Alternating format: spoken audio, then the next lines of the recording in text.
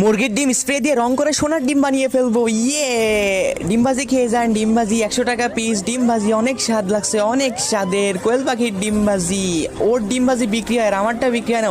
ওকে আজকে উচিত শিক্ষা দেবো। এই তো যাই, এবার ওর ডিমটা, কোয়েল পাখির ডিমটা নিয়ে নেবো আর মুরগির ডিমটা এখানে রেখে দিব। আর এগুলো আমি বিক্রি করব, আমার ব্যবসায় অনেক লাভ হবে। আরে ডিম খেতে আসলাম, ডিম খাওয়াও তো। আচ্ছা ওস্তাদ একটু দাঁড়ান, খাওয়াচ্ছি। আরে আপনারা পাগল, আমি ডিম বেচছি 100 টাকা আর ও বেচছে 500 টাকা। ওর ডিম কেন খাবেন, আমার ডিম খেয়ে যান।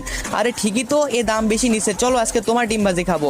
তো বন্ধুরা, ডিম ভাজতে গিয়ে এই লোকটার সাথে এমন কিছু হবে যা দেখলে তোমরাও পুরো অবাক হয়ে যাবে। তার আগে গাইস, আপনার কাছে সামান্য কিছু টাকা নাকি মাকে বেশি প্রয়োজন? আমার মতো যার মাকে বেশি প্রয়োজন তারা অবশ্যই এই ভিডিওতে লাইক দিয়ে চ্যানেলটি সাবস্ক্রাইব করে দিবেন আর কমেন্ট বক্সে আই লাভ ইউ মা লিখে দিবেন। আসলে আমি দেখতে চাই আপনি টাকার চেয়ে আপনার মাকে কতটা বেশি ভালোবাসেন।